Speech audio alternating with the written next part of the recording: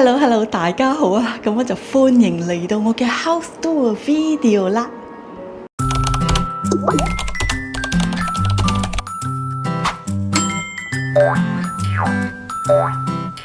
由大門呢度開始講啦，咁大門我就用開呢個 aluminium 嘅 material 嚟嘅。咁之前如果你有睇我嘅裝修日記，我都有係 explain 咗，同埋有 show 過去 installation 嘅過程。咁我之前係想係原本諗住換嗰個鐵門，但係 at the end 揀咗 aluminium， 因為係嗰陣時係有一個 promotion 嘅，咁我就 came with前邊後邊嘅門，同埋又 free 埋呢個 digital lock 俾我。呢個 digital lock 係比較方便啦，因為你可以用 Face ID、手指模，用嗰個卡同埋係嗰個 pin 都可以嘅。Hello， 咁我初期揀呢個門啦，因為呢個門係其實係有兩邊細門可以開嘅，一開佢就係咁樣嘅。咁呢種係叫做 perforated 嘅 mesh 啦，咁我就可以防止嗰啲蚊嘅。呢度都可以開，因為有時天氣熱又或者係落水嗰時，想俾個風吹入嚟涼啲，就開呢兩道門，又唔驚係有蚊會飛入嚟嘅。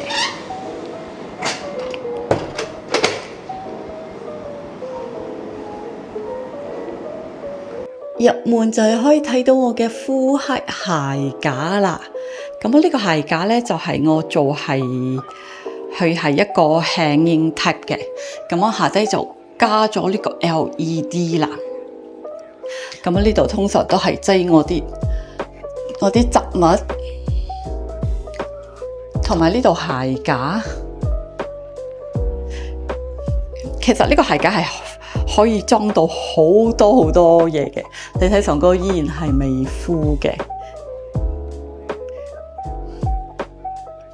當初做呢個鞋架嗰陣時咧，我就同我 ID 講，我係要做一個鞋架，但係我又唔愛俾佢睇到好 normal，所以就叫佢做一啲鞋架係有少少 design 啦，最好係有少少 feature work 嘅。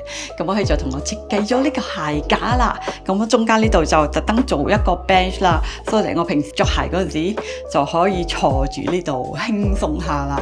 同埋上高嗰盞燈啦，嗰盞燈係我喺淘寶嗰度挑選出嚟嘅，都屬於係我全間屋企最重要嘅其中一盞燈嚟嘅。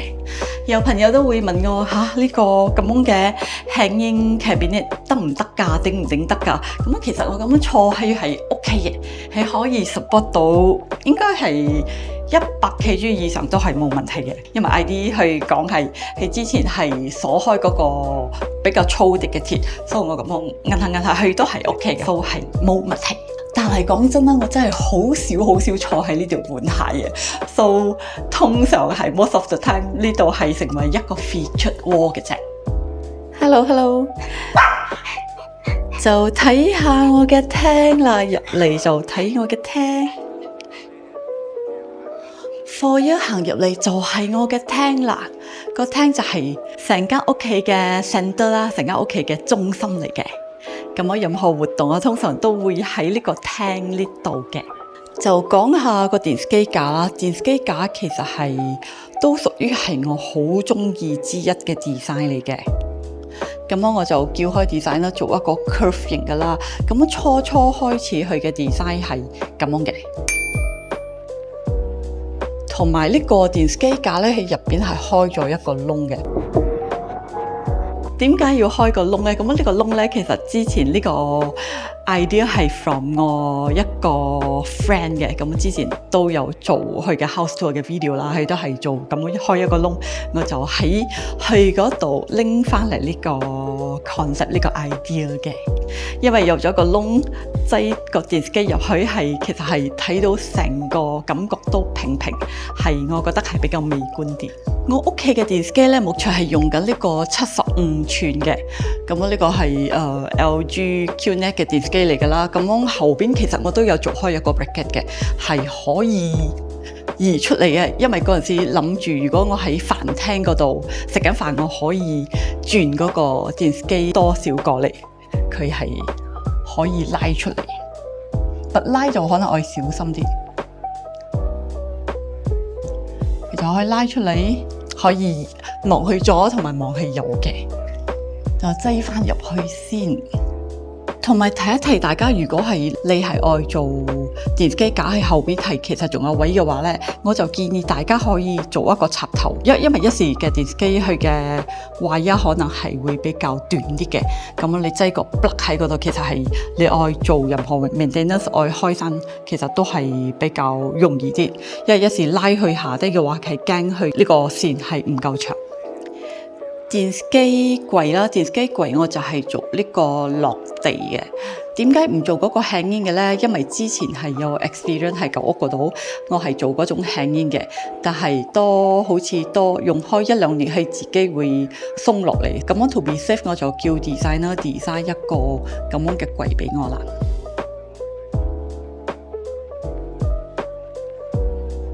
呢一忽多出嚟嘅咧，就係 designer 同我講係一個 design 嚟嘅，咁我尤其是係愛擠乜嘢都得，咁我自己就擠咗我最中意嘅自摸摸啦，同埋呢啲全部都係用 drawer type 嘅，咁喺入邊係可以擠一啲tissue 啊，一啲口罩啊。同埋呢度，其實當初我係想叫 designer 做嗰種係拉出嚟嘅，即係拉出嚟 so that 我可以 plug in 嗰啲插頭啊 ，remove 插頭係比較容易啲。但係同我講嗰種就唔係咁美觀，係比較 advise 我拎呢一種睇到比較 modern 啲。呢一個 tab 就係咁樣嘅，咁樣你就開出嚟，係入邊就有插頭。呢個都可以開嘅，都係依然係一個 drawer 嚟嘅。咁喺入邊就擠我呢啲 router 啦。咁呢個 mesh 我就擠出邊，因為驚陣間係會好熱。如果擠入邊都得，但係擠出邊會更加好。呢度都係一樣。呢個係我 TV box。係冇辦法之下收喺入邊，因為如果唔係 connect 唔到。咁我平時我就會坐喺呢度睇我嘅電視機啦。呢個電視機好處呢，即係如果你冇睇電視都好呢，你可以 set as 一個 wallpaper 嘅，佢就好似嗰個 Samsung frame 咁樣。但係我覺得呢個會更加好過 Samsung 嘅 frame，因為佢其實係俾好多呢個 wall feature，其實係好靚嘅，同埋可以喐動嘅，同埋加上係免費。梳化我就揀開係呢個 3+1 嘅 seat， 原本係諗住 3+2 嘅，咁我諗到屋企都冇咁多人，所以我覺得其實係 3+1 係啱啱好咗嘅。呢個梳化係好舒服噶啦，咁佢其實可以 recline 嘅。旁邊我就揀咗呢個係 manual recline。因為我唔想係 automatic 嘅，如果係揀 automatic 嘅咧，就要插頭又成 so manual，其實我係比較中意啲。平時就可以喺度坐喺呢度 hea 啦。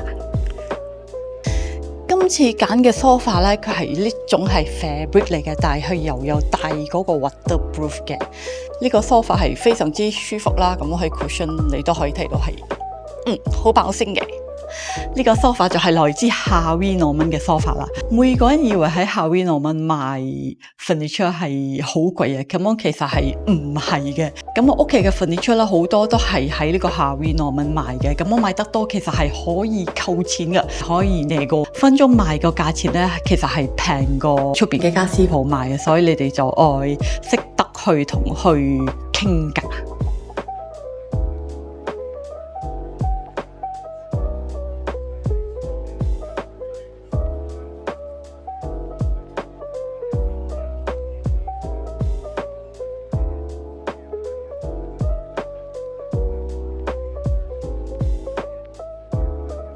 講完個廳，依家就講下呢個範圍啦。呢個範圍就係原本係 staircase area 嘅，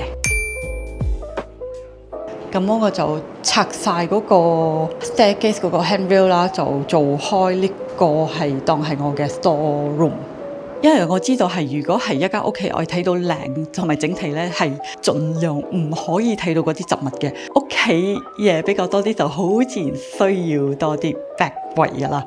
咁樣就雲寧都係裝修一次過咁樣做晒嗰啲壁櫃啦。咁我呢啲壁櫃其實係都好襟擠，咁我通常都係擠我個雜物啊、藥啊嗰啲嘢，全部都擠喺呢度。咁下低都係有好多嘅。咁 paper bag 都擠埋呢度，同埋仲有一啲 drawer 啦，一啲 drawer， 擠晒嗰啲雜物，同埋呢一道門係 hidden door 嚟嘅。咁呢個 hidden door 就特別啲，佢係我嘅 store room 嚟嘅。store room DB box 全部就會喺呢度。咁啊 store room 係雜物啦，話明係 store room 啊嘛，係雖然係細細啲，但係都可以裝到好多嘢嘅。呢個係我嘅 store room。講下我呢個 hidden door， 我呢個 hidden door 就比較特別少少嘅，因為通常如果你出邊睇嘅 hidden door 咧，佢全部都係推入去嘅，但係我呢個 hidden door 咧，佢係需要拉出嚟嘅喎，佢就係咁開嘅，拉出嚟，然之後就 lock 住，咁佢就 lock 住90度喺度啦。咁點解要拉出嚟唔推入去？其實都有佢嘅原因啊！咁如果 imagine 你嘅 hidden door 係推入嚟啦，咁佢推咗入嚟嘛，咁呢度就唔可以擠嘢咗咯，佢就嘅範圍就會比較浪費咗，你唔可以擠咁多嘢咗。咁我依家佢開出去呢度又可以裝嘢，因為 because 出邊你冇可能再擠啲雜物噶嘛，擠都係喺入邊嘛，所以其實係呢個係一個好好嘅 concept 嚟嘅。咁我愛閂佢就成咁樣推。佢就自己會 soft close 噶啦。呢個範圍我都有做咗一條 LED 啦，因為係 ambience light 係好重要嘅，係會睇到成間屋企係靚啲嘅。夜晚嘅時候咧，如果唔會開呢個 track light 咧，開呢個 ambience light 都可以，都係好夠光嘅。咁我個廳咧，我係用開呢個係 magnetic track light 嚟嘅。咁之前喺我裝修日記都有講開啦，呢個 magnetic track light 提到 dining room 到呢個 dry kitchen、wet kitchen 我係用 downlight 嘅。而家就睇下我嘅 dining room 啦。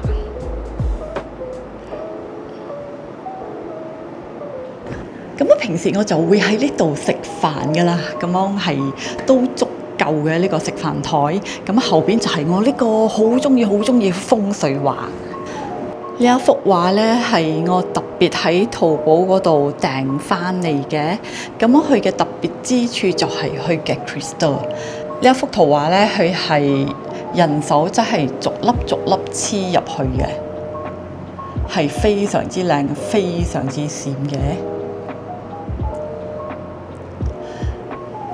咁啱我嘅 magnetic track light 咧，你就可以裝呢種係 spotlight。佢呢個 spotlight 咧係特別俾你擠畫或者係任何愛 highlight 嘅地方 highlight 出嚟啦。呢度就暫時擠我一個空氣清新劑。咁我呢度食飯都好涼爽啦，因為上高又有安咗一個 KDK 嘅風扇，同埋係有 aircon 係喺嗰度直口吹過嚟。今次呢一種食飯台呢，我都係喺 Harvey Norman 買嘅。咁呢個係marble 嚟㗎啦。咁我之前裝修日記都有拍過佢哋 installation 嘅過程。如果大家愛睇翻，可以去翻之前嗰個裝修日記嘅 playlist 入邊。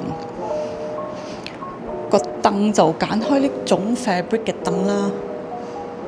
其實原本係想揀比較低啲嗰種凳嘅，咁就 at the end 都係揀咗呢隻係比較高啲嘅，係因為諗到下次食飯如果耐嘅話，我綁住係其實係比較舒服啲嘅。依家就睇下我嘅 dry kitchen 啦。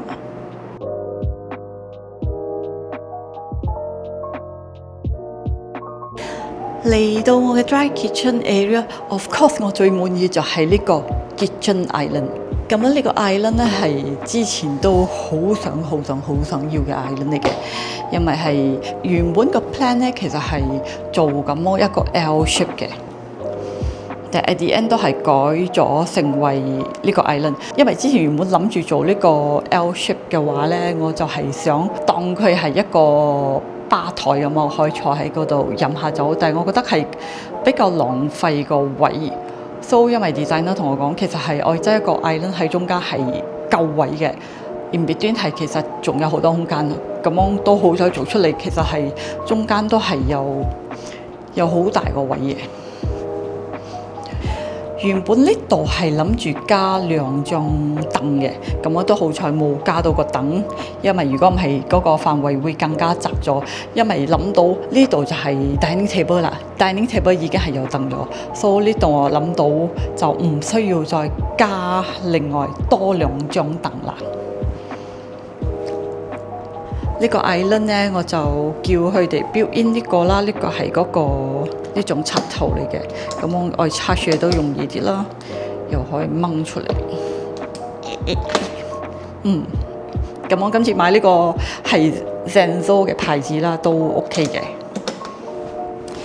Kitchen Island 呢個 stone 咧係特別挑選噶啦，咁我就揀開呢個花紋 which 係我好中意。咁呢種花紋係 matte 噶啦，呢個係 Cinder Stone 嚟嘅，原本係俾我嗰個 Quartz Stone， 但係 at the end 好彩 upgrade 咗俾我呢個 Cinder Stone。Island 有啲乜嘢咧？咁我 Island 就有呢個 Combi Oven 啊。Combi Oven 我就擠喺呢度，平時都係好少用嘅，因為我之前係用開 microwave， so 點樣用嗰個 Combi Oven 其實都係屬於係唔係好 pro 啊，仲需要去學一學。原本諗個 Combi Oven 咧，其實係諗住我塞喺呢度嘅，咁我呢度其實都係冇位咗，所以就擺喺呢個位置，其實都OK啦，我覺得。因為如果唔係嘅話，因為原本係諗住即係呢個範圍，但係呢個範圍就唔得，因為係唔夠位咗。因為呢個地方佢入邊係應該係有嗰啲排冰嘅 area 嚟嘅，所以就已經係浪費咗好多位。咁我如果愛加個 oven， 可能再 extend 出嚟啦嗰個 cabinet， 所以我就同佢講 OK， 如果係咁樣就 remain 翻呢個位置啦。咁我擠咗呢個位置都，我覺得都 OK 嘅。Island 有啲咩咧 ？Island 就有呢啲咗啦，擠我啲雜物啦，同埋碗碗碟碟。呢個 accessory 就係我之前喺淘寶嗰度買翻嚟嘅。咁我就買咗就叫 designer 裝咯，同埋呢度都係。到呢個 area。design 嗰陣時咧，我有同 designer 講，我愛一個 pull out 嘅 cabinet 嘅。咁我呢個 pull out 就係特別係裝我嗰啲零食嘅。咁我呢個 pull out cabinet 都係喺淘寶訂翻嚟㗎啦。咁我就叫佢哋同我裝啦。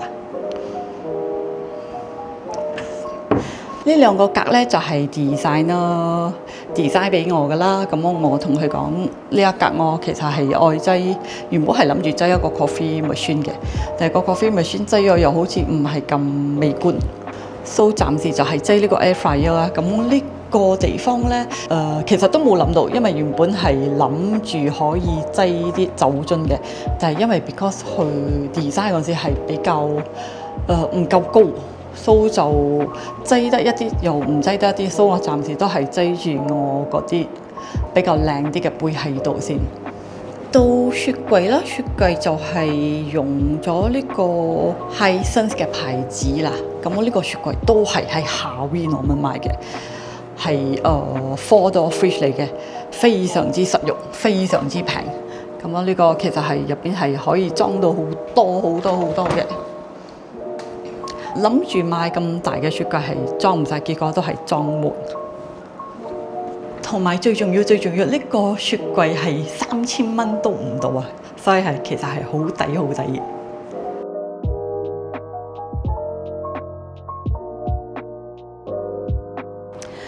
到呢一批嘅 dry kitchen 啊，咁呢一批嘅 dry kitchen 咧都係嗰個 backsplash 同埋呢個 tabletop 都係用 cinder stone 嘅。咁我呢個 stone 咧同頭先嗰個 design 係唔一樣嘅。呢個係 designer 揀俾我嘅，因為佢好推薦呢個 design。咁我都揀到好啱啦，因為其實都係好靚嘅呢個花紋。呢一度我就加咗一個45cm 嘅星盤，同埋自己就安咗呢個 pull up 嘅水龍頭，同埋我嘅一架 cuckoo。咁我呢個係我第一架水機啦。咁我之前喺舊屋嗰度都係每一次都要開煤氣爐去煲水嘅，依家就有咗 water purifier 啊，真係方便好多啦，即係唔需要去煲水，唔需要去睇貨啊，咁樣就愛飲嗰水就啲飲就得㗎啦。是温水提取半杯中。呢啲 accessory 咧都係我喺淘寶嗰度買翻嚟嘅，咁我呢個我覺得係幾實用啦，全部都係用呢種 suction cup 嚟嘅，咁我就呢啲台布啊，咁我用完就掛喺呢度俾佢晾乾，同埋呢啲都係淘寶嗰度淘翻嚟嘅，全部都係好實用嘅 accessory 啦，咁我呢個係可以掛 tissue。入邊咧呢啲都係擠一啲雜物比較多啦，入邊就想買嗰啲拉落嚟嘅 accessory 係未買，因為嗰陣時冇咁多 budget，所以其實係仲有好多空間嘅。咁我到幾時可能自己買就自己安裝啦。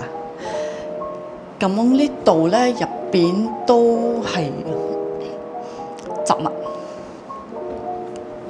同埋做一啲 drawer 啦。一啲 drawer，依家到睇下我嘅濕廚房啦。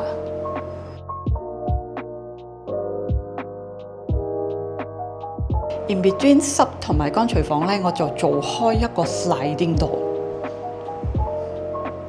呢個 sliding door 係咁樣嘅，之前都有 show 過好多次俾大家睇。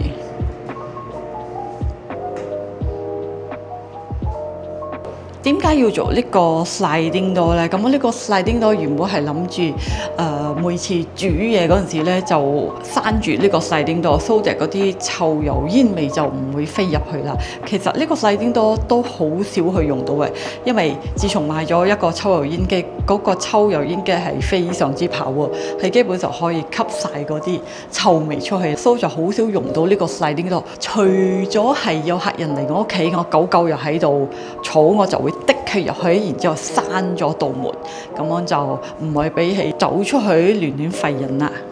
咁呢個都係咁啦，平時都係咁樣開住嘅。濕廚房就有煤氣爐啦，同埋呢個抽油煙機啦。呢個我係用 Sense 嘅牌子，咁樣個 suction power 都係好緊要強嘅。原本係諗住外賣 tempered glass 嘅，但係 for 呢個款佢嘅 suction power 係比較高啲，所以我就係揀咗係比較實用啲㗎啦。但係如果揀呢一款鐵嘅話啦，佢就有一種問題，就係你會睇到嗰啲油煙會喺呢度，你就要勤力啲去抹啦。但係如果你係用 tempered glass 嘅話，你一齊咁樣抹，佢就唔會有個漬喺嗰度。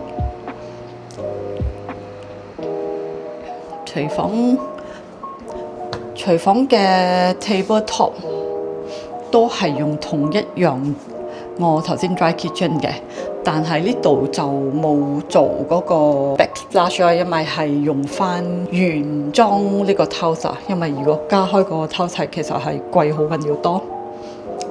帆布就喺呢度，同埋呢個係我嘅洗碗盤，呢個洗碗盤我係非常之中意嘅。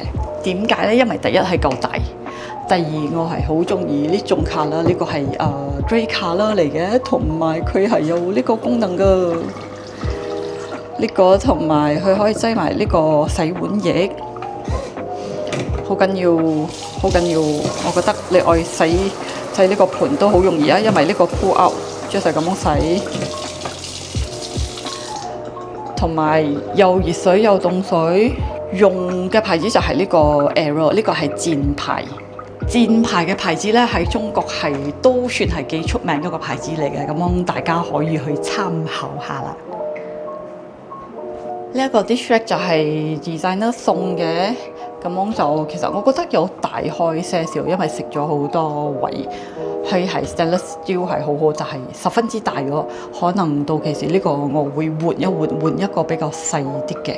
上高嘅 cabinet 啦，上高嘅 cabinet 呢個 cabinet 就係特別咁嘅，所以呢個係拉上去嘅，都係未滿。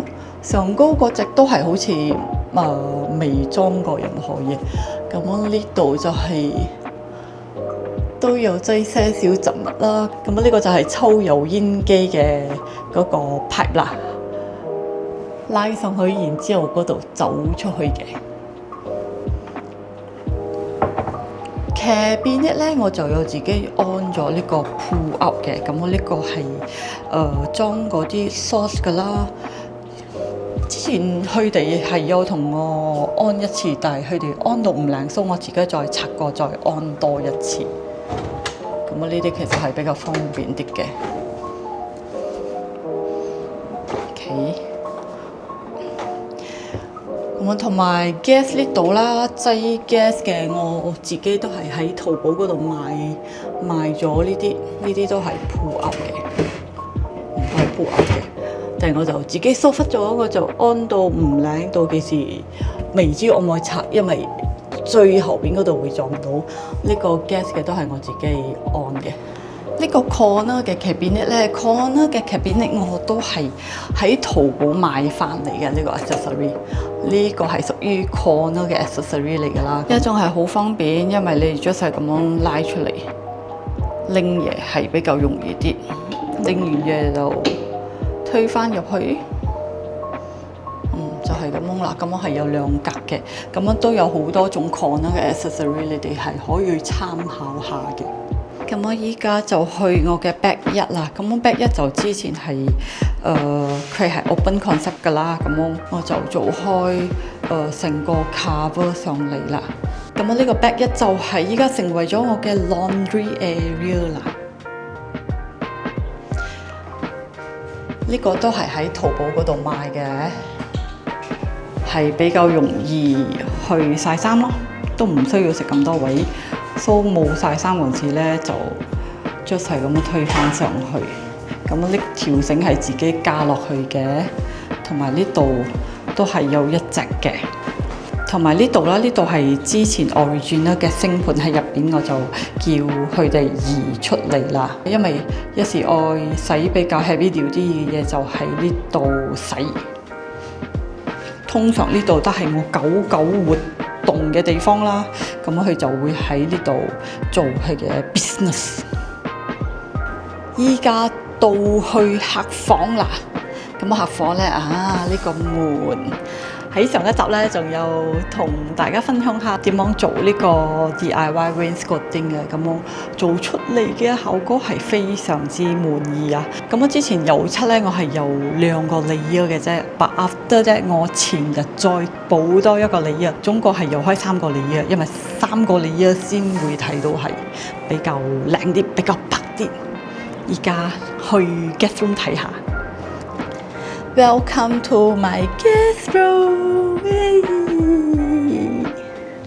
咁我其實 guest room 咧係冇 guest room 嘅 guest room，因為當初我做嘅 guest room 咧，我 at the end 都係改成做咗我嘅 store room 啦。因為諗到係冇咁多 guest 會嚟我屋企嘅，所以就改去做呢個 store room，同埋將來可能會轉去 utility room 係比較好啲嘅。目前咧我就擺開好多雜物喺度啦。仲有一堆其實都係未清理嘅，同埋呢個範圍咧係會俾我媽媽一時係愛車衫啊、布衫啊、燙衫嘅 room 嚟嘅。仲有我呢個 robot， 呢個 robot 係非常之好用，因為每一日我都係叫個 robot 同我吸晒同埋剝晒成間屋企嘅地，剝到零零。guest room 入邊咧係有一個廁所嘅，咁呢個廁所用呢個通門㗎啦。咁樣廁所都冇特別去整啦，淨係加咗一個鏡嘅啫。廁所都係可以通去出邊嘅。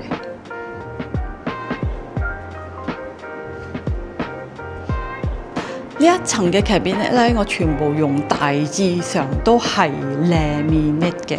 咁我係由喺我嘅鞋架啦、電視機架啦，同埋 kitchen 嗰啲全部都係 laminate， 係除咗呢個樓梯下低呢個storage 啦，呢個係用 melamine 嘅啫，因為要 cut cord。但係 for 呢個 hidden 都係用翻 laminate 嘅，因為係佢講係用唔到 melamine， 所以係 mix 咯。even 都 mix 啊，好彩佢嘅 colour 係可以 match 到，係差唔多係一樣嘅。有人就問我風扇啊，咁風扇我係用翻老字號嘅 KDK，aircon 就係 Panasonic， 呢個都係 KDK。成間屋企嘅風扇咧，我 just 係用開係 KDK、Alpha 同埋 Elmac 嘅牌子啫，因為對呢3個牌子係比較有信心啲。同埋漏咗係呢個 wet kitchen 呢度咧，其實我都安開係一個 corner fan 喺呢度嘅，因為諗到係一時係煮嘢嗰陣時咧，可能呢度係會有好焗，所以就安一個 corner fan。同埋同時 bed 1嗰度都係安咗一個 corner fan， 因為一時驚如果都係落水天，衫褲好難乾，咁樣就用個風扇去吹一吹，吹乾佢嚟。咁樣樓下嘅 house 就講晒，依家我哋就上高。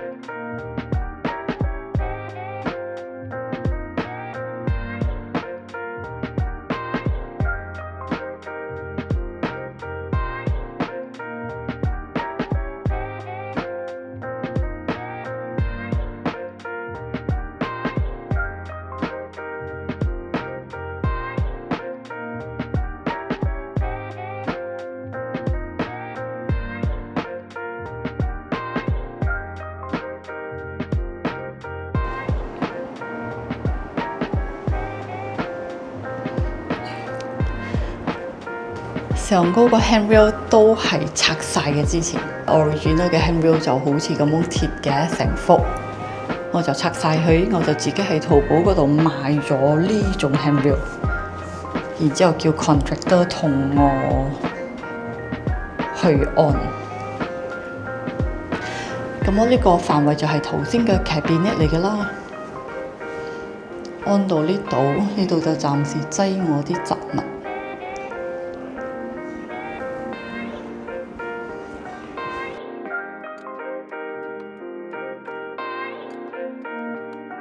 呢一度咧就有一個 gap 喺呢度，因為避免我嘅狗去走去呢度，所以我暫時就裝開呢啲盒啦。咁我呢個唔係禮物盒嚟嘅，呢個其實係我嘅 bear brick 嘅盒嚟嘅，我就要去睇到美觀啲，所以我就包成為一個禮物咁樣啦，當係一個裝飾品。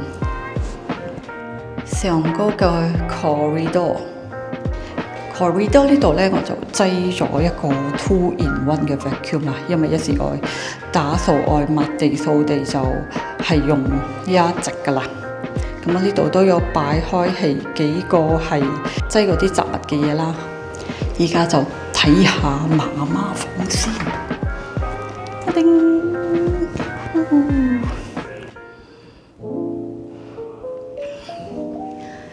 我哋嚟打擾媽媽房。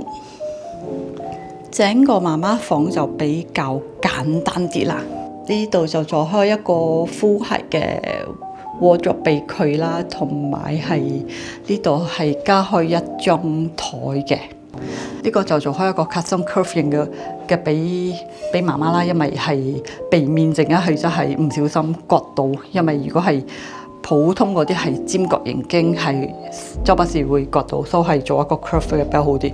所以呢個係 laminate 嘅，同埋其餘嗰啲就係做翻 melamine 嘅。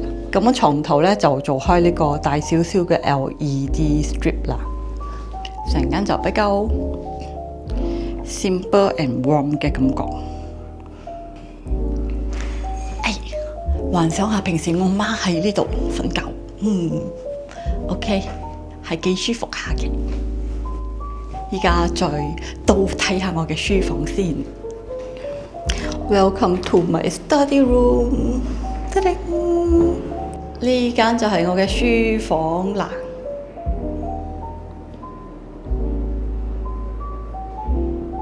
Welcome to my 工作室啦。咁我平時我做工就係喺呢個範圍嘅。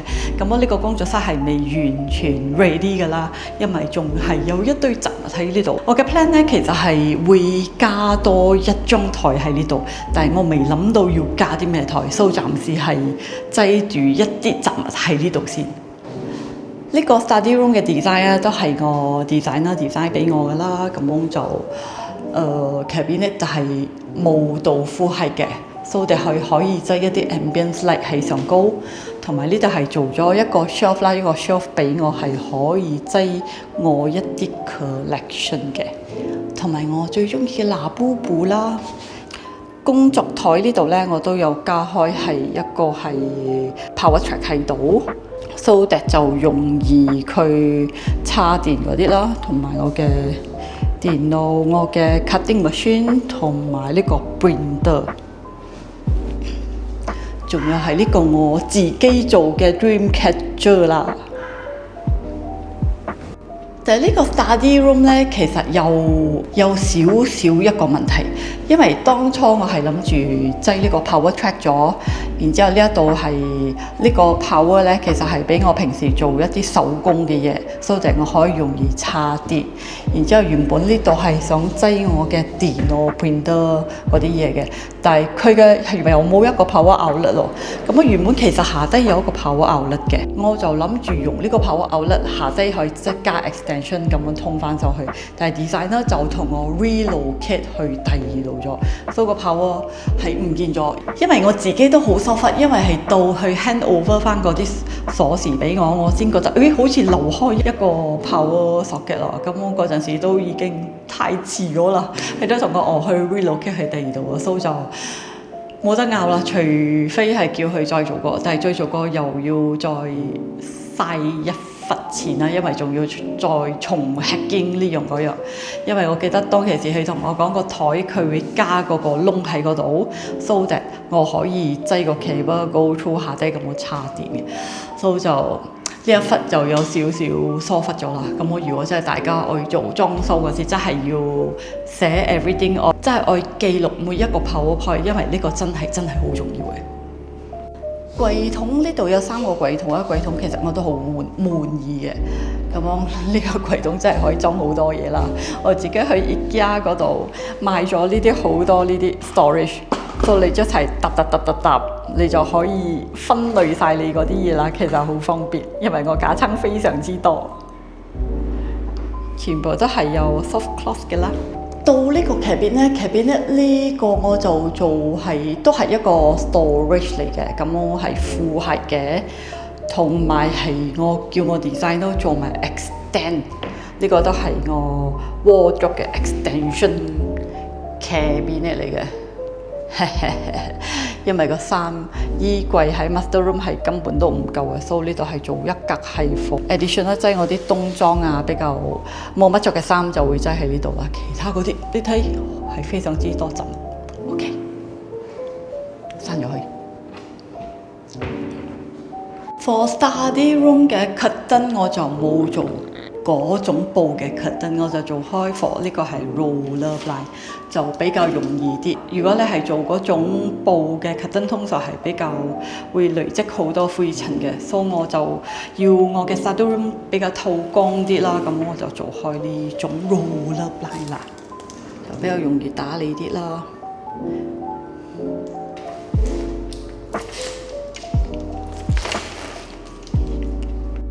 到呢個 study room 嘅廁所就冇乜改變啦，全部都係跟翻 origin 啦，just 係加咗一塊鏡喺呢度。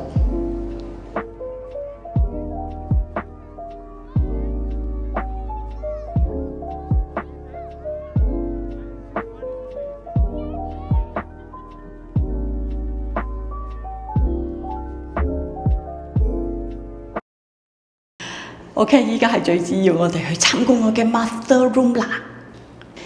And welcome to my master room。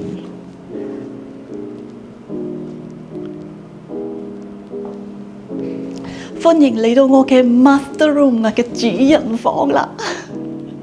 呢度就係成間屋企我最舒服可以 relax 嘅地方啦。一入到嚟咧，就可以睇到我呢個好舒服嘅 sofa 啦。咁之前點解呢個 house tour 嘅 video 可以 delay 咁耐呢？咁其實原因都係因為佢，因為我係未諗到要買啲咩 sofa，同埋呢個 sofa 係 delay 好耐咗，所以就係咁啦。依家去就到咗啦。呢個 sofa 係非常之舒服嘅。你睇戲有幾有彈力，你就知道啦。咁呢一種 sofa 咧，係唔係浪得虛名嘅？係都有佢嘅名堂嘅。呢個 sofa 係就叫媽媽的懷抱。咁你哋愛知道乜嘢媽媽的懷抱，你哋就可以去淘寶嗰度睇，或者去小紅書嗰度揾一揾啦。當你瞓落去係真係好舒服，好舒服。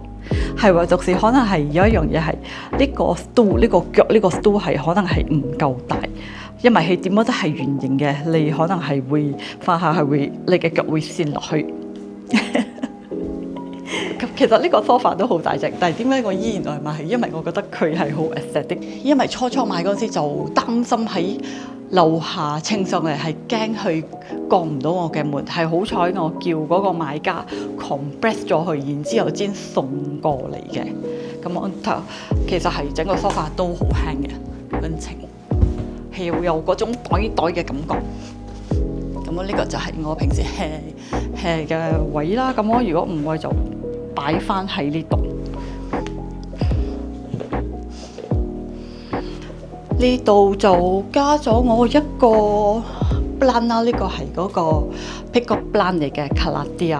咁我係上個禮拜先買嘅，好靚啊！你睇幾靚，開到。床頭就有床頭櫃啊！呢個係拿大大嗰度買翻嚟嘅。成間屋企最中意就係呢一幅 feature wall 啦。嗰陣時又一直同我 designer 講，你愛 design 一個 feature wall 俾我。但係嗰陣時我就都有俾佢 reference 相啦，咁我就 design 咗一個比較睇到比較 modern 啲，同時又有少少酒店嘅 feel， 同埋帶少少有 showroom 嘅感覺。咁我係真係好中意呢個 feature wall 嘅。床我就買開呢個係 king size 嘅。咁我雖然係擠咗呢個 king size， 但係依然係仲有好多位嘅。呢度仲有好多位，你可以擠多一個床頭櫃喺度係冇問題嘅。同埋呢陣燈我都好中意，都係喺淘寶嗰度淘翻嚟。咁樣佢係行sensor嘅。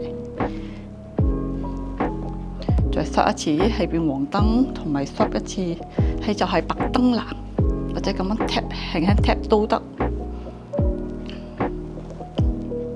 非常之靚，非常之美觀。如果夜晚係唔想開咁多燈，開呢一盞燈都夠噶啦。for 呢個床同埋媽媽嘅床啦，咁我哋就選擇咗係唔愛有床頭櫃嘅，因為如果你係諗住做 feature wall，然之後你又加嗰個床頭，係就會 cover 晒成個 feature wall 嘅美觀啦。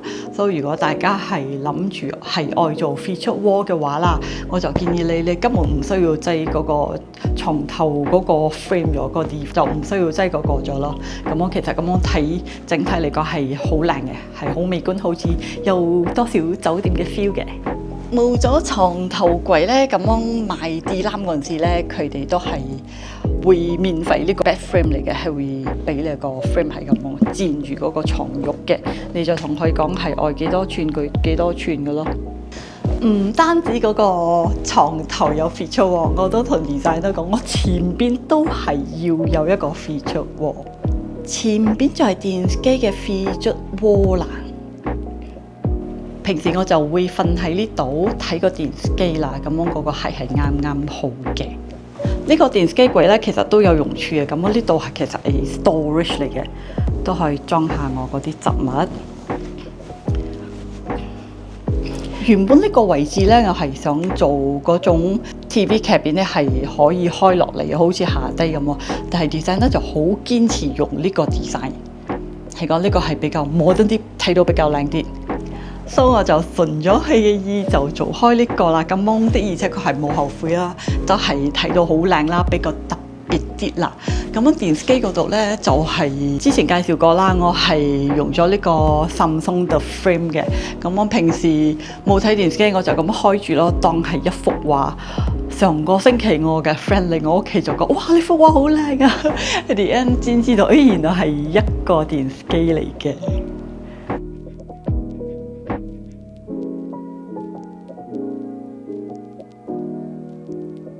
成間房咁樣，廁所喺邊度？廁所就係喺呢度入邊啊！咁呢度都係做開一個 hidden door 嘅 hidden door 嘅 concept 都係一樣係掹出嚟 ，instead of 推入去。咁我都係開呢個門，叮 ！Welcome to my walk-in wardrobe。呢個就係我平時化妝嘅地方啦，我嘅化妝室啦。咁其實我嘅 wardrobe 係好細嘅啫，係 just 係1、2、3、4 compare with 我之前嘅舊屋係 double。So 冇咗 double，so that's why 我嘅書房嗰度就需要 extend 多少。咁我都係掉咗好多衫啦，同埋上高係會擠我嗰啲啲攬啊、立立雜雜冇乜用嘅嘢，我就會擠喺上高咯。呢度就擺一啲吹風筒啊，暫時都係比較雜啲嘅嘢。呢一個鏡呢，就係我嘅 designer 送俾我啦，因為做裝修嗰陣時佢有包埋呢個鏡嘅，咁就係好靚啦。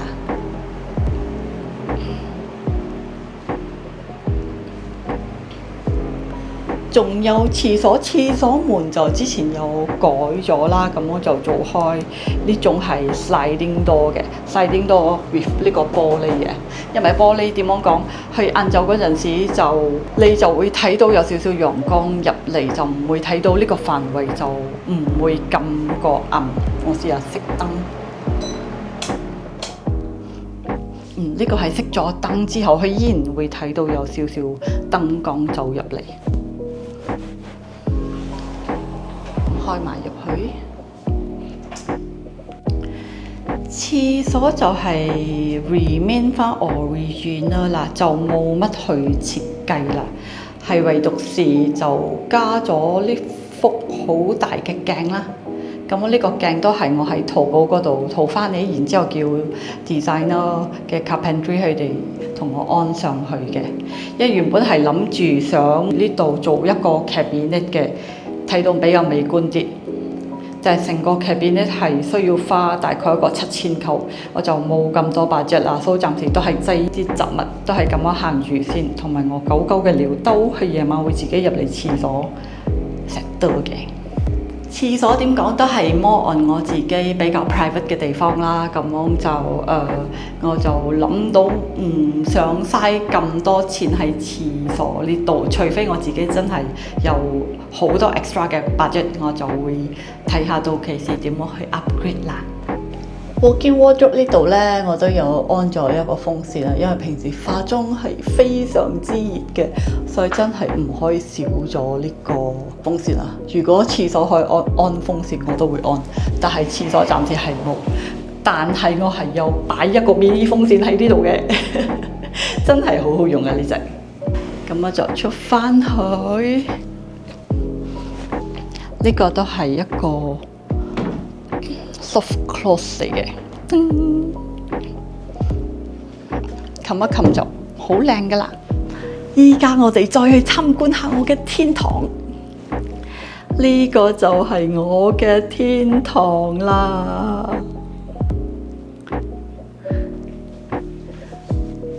咁我呢度有4個格啦，咁我呢度就上高就擺開我嘅 Royal Molly 啦，有我呢個啤啤啊，呢個啤啤係我應該係10幾年前喺泰國買，係一路以嚟都係未 display 過嘅，係上個禮拜先拆出嚟，同埋一啲係 Molly Space 啦，同埋呢個都係泰國嘅 designer 啤嚟㗎啦，同埋我少少嘅 Bear。呢個公仔都好特別，呢個都係 handmade 嚟嘅，我喺嗰個外國嗰度訂翻嚟嘅。呢個我都係好中意嘅 custom 嘅公仔啦，同埋我有些少拿布布，我嘅 back brick 有3隻 back brick， 其實係仲爭一隻，呢個暫時就擠住我嘅 smart door， 呢個 smart door 係日本帶翻嚟嘅，到期時加咗一個 back brick， 我嘅收藏就係 complete 㗎啦。同埋有一啲公仔咧，仲有一啲係拿布布係未拆過嘅，未拆過箱嘅。同埋之前20零歲嗰時，我好中意收集呢個 Blythe 嘅公仔，同埋普列呢啲全部都係未拆過箱嘅。到呢個 corner 啦，呢個 corner 就係我嘅工作室，呢個係我嘅自己嘅私人電腦。頭先嗰度就係做工嘅電腦啦，咁我呢度一時愛剪片啊 editing 都係會喺呢度。原本呢個台呢，其實係 boss 係擠喺度。哦，呢度仲有一個字母模喺呢度，因為唔知要擠喺邊度。原本呢個字母模係想擠喺度，但係呢個 sofa 太過大隻咗，所以就暫時擠喺呢度。咁我原本呢個台都係想擠喺呢度，係想咁樣打直擠嘅，因為全部 plug 頭我嘅拉邊喺度。但係我自己就疏忽咗，因為如果係愛擠多一張台喺呢度嘅話啦，咁我係就 block 咗我呢個 view 咗，就唔靚咗，所以我就擠喺呢度。我當初係應該呢個範圍係擠喺度，呢個 glass 係擠喺嗰度，但係因為真係冇用到，就暫時就 hang 住喺呢度啦。如果呢張台擠喺呢度嘅話，係有長過頭，所以到期時再諗下點樣。都需要一張凳嘅，但係未買到，所以暫時就擠住呢個凳。又或者係平時我都係會，因為呢個台係可以較高較低嘅，有時成日坐對腰骨都唔好，所以有時我都寧願企住咁樣做工啦。同埋呢度上高咧，全部都係可以當係一個 storage cabinet 嚟嘅。有上高，哎呀開咗，有上高都係擠我嗰啲公仔，其實仲有好多公仔嘅，入邊係仲有好多公仔啊、公仔盒啊，同埋呢啲盒全部都係公仔嚟嘅，係未拆過箱嘅。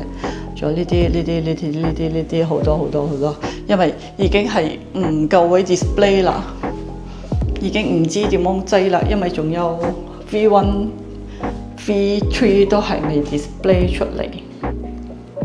好啦，咁我今次嘅 house tour 嘅 video 就係到此為止啦。咁喺下一集可能我就會做一個 renovation 嘅 video 俾大家睇啦。咁樣都會分享下我成間屋企其實係裝修用開係幾多錢嘅。咁大家記得密切留意喎。